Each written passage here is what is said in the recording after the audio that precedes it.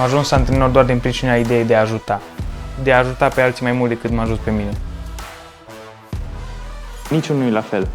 Deci toată lumea are ceva învățat la fiecare și faptul că chiar dacă începe ziua la 6 dimineața cu clienții termină la 8 seara, 9 seara, în fiecare zi înveți o poveste nouă.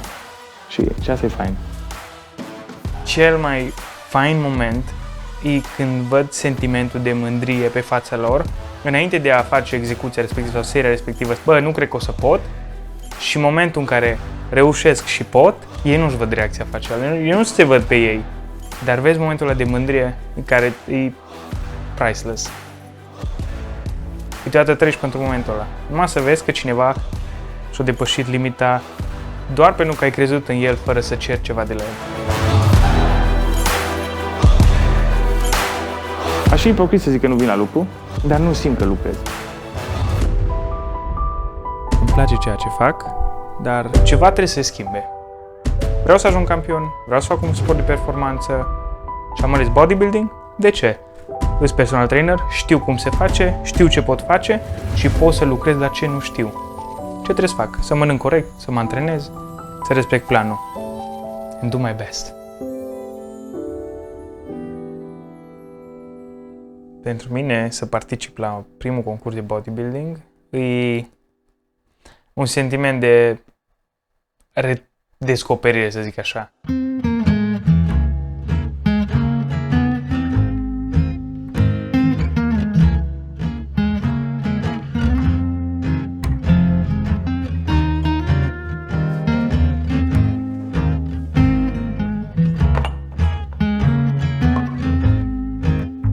Carne vită tocată cu salată. Cel mai important, gramajul.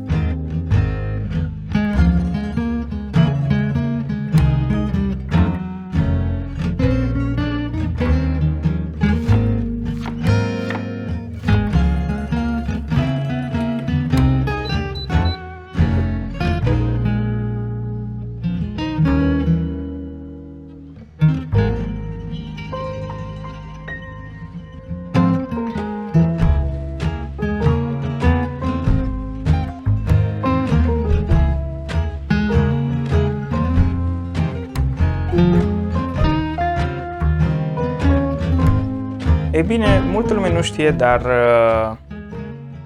în prima perioadă a pregătirii mele către un concurs, în primele 6 luni am ajuns la spital.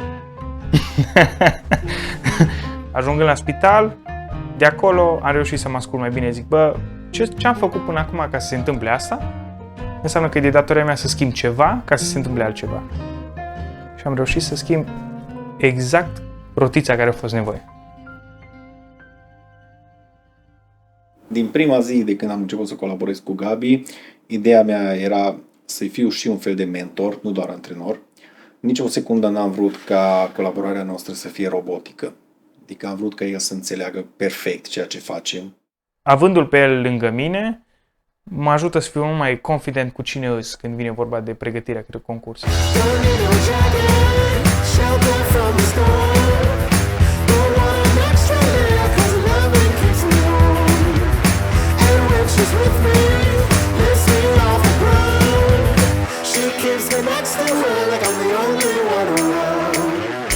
Competiția la care urmează să participe Gabi este în cadrul Federației IMBA, care înseamnă International Natural Bodybuilding, deci sportiv naturali.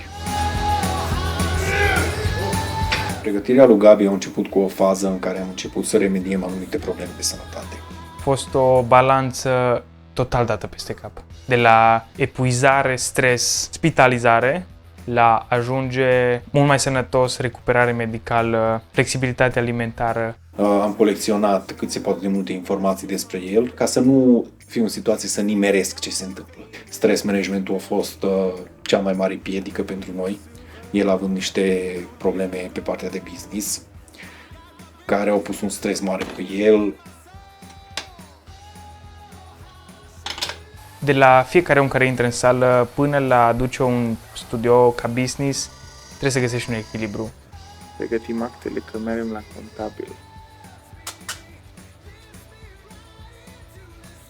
E greu, sincer e greu. Am încercat să nu fiu un simplu antrenor care îi dă ordine care trebuie executate, ci am încercat să-l ajut să crească și psihic pe partea asta, ca să înțeleagă, ok, sunt momente grele, mi-e foame, sunt obosit, dar tu în momentele alea crești, de fapt. Sunt anumite stadii, dar cred că trebuie să treci anumite bariere ca să te seama cât ești de bun. Este un debut și pentru mine ca antrenor în federația asta, dar eu mereu mă duc cu încredere.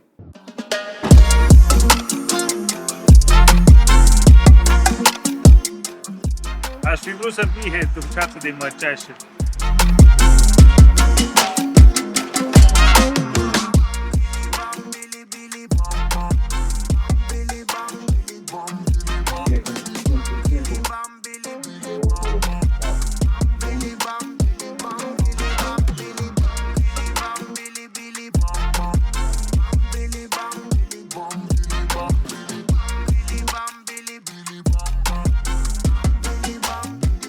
Mușchiul e ca un balon. Odată ce se umple de glicogen, se umflă, se face mai mare. O să împingă pielea în exterior și o să pară pielea mult mai subțire. Deci trebuie să minimalizăm fluidul care este extracelular, adică între piele și mușchi, și să ducem tot ce se poate în mușchi. Auzi, eu foame.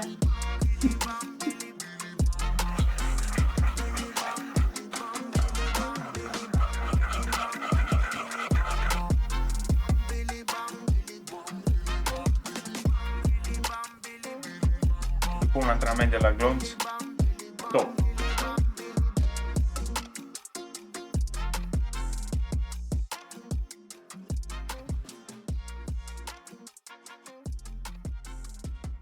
Deci așa arată un tabel de coaching. Deci de la 20 weeks out am toate mesele cu calorii, cu tot calculat. Iar în ceea ce privește tot parcursul de coaching, avem aici folderul de check-in, unde puteți vedea numerele colecționate pe tot parcursul pregătirii. Foarte, foarte multă matematică și foarte multă precizie.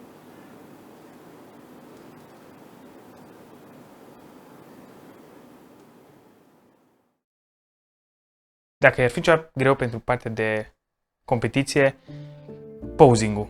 Ei nu pot puncta decât ceea ce văd pe scenă.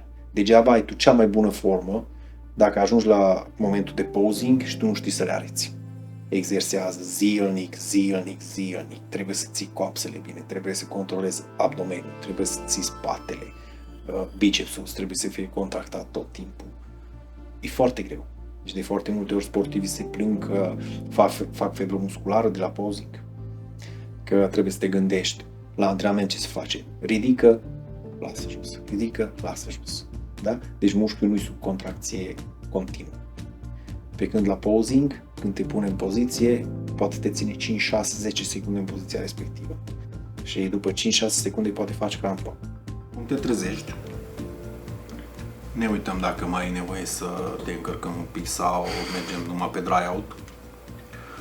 Eu sincer cred că nu o să fie cazul să te mai încărcăm foarte agresiv. Eventual câte un pic înainte de stage, când deja veți fi puși acolo pe linie, începeți pump-up-ul, jumătate de linguriță de sare, diluat în maxim 50 de ml de apă, deci trebuie să fie foarte grețos.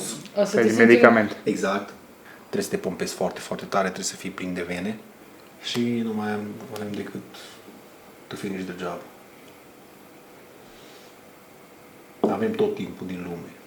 Gen, nu trebuie să ne grăbim absolut niciunde. Dacă o să fie cazul să te mai încărcăm, timp avem. Pentru dry out, timp avem. Deci chiar dacă tu începi să te stresezi acum, nu se mai schimbă nimic.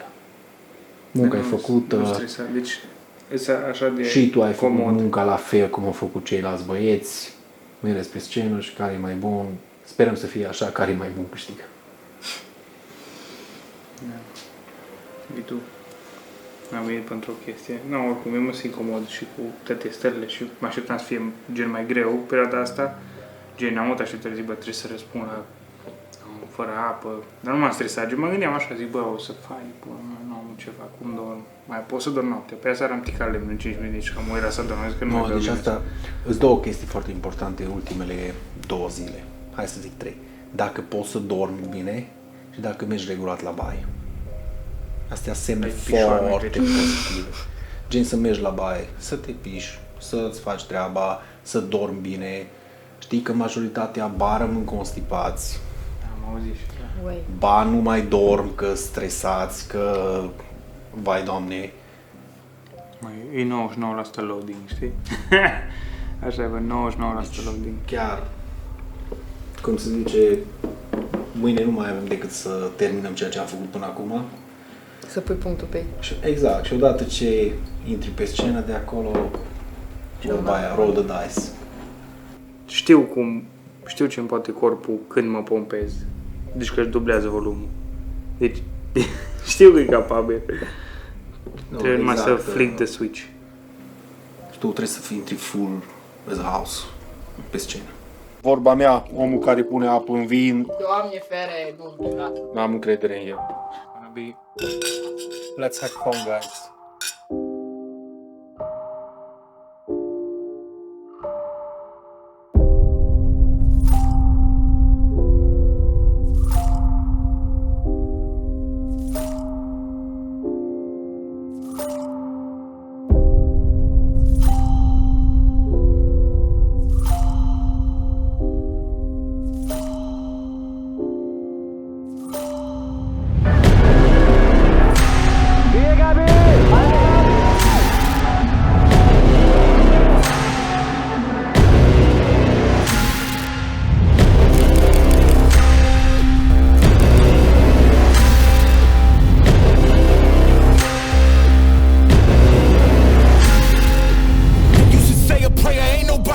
For you, cause if I want it, then it's mine, that's what I'm saying to you.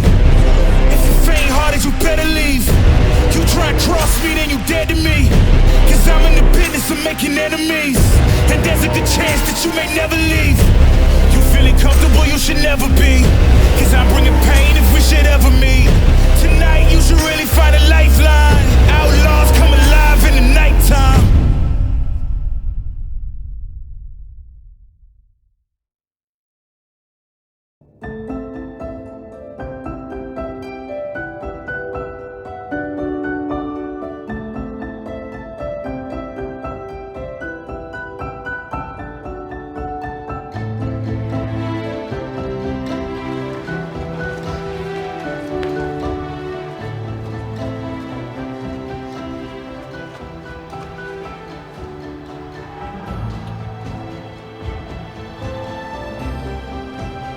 Bine!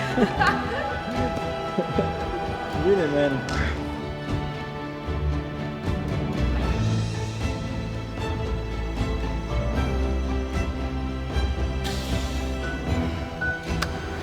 Felicitări încă o dată. Urmează restul, da?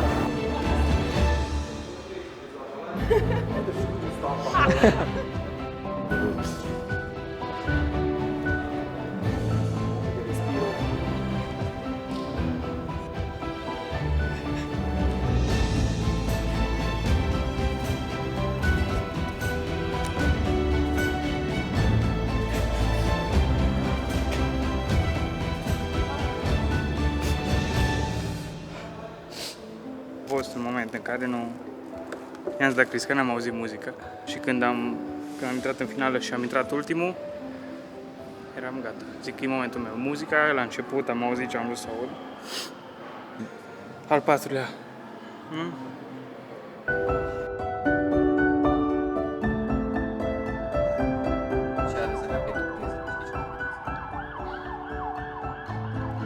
Cred că ar fi să câștig competiția. Ar fi un vis, o îndeplinire sufletească, să zic. E ceva în care e ca și cum încă un eu în spate care îmi zice, ți-am spus eu. Ceva care te face să te asculți mai des și să spună, băi, ți-am spus eu.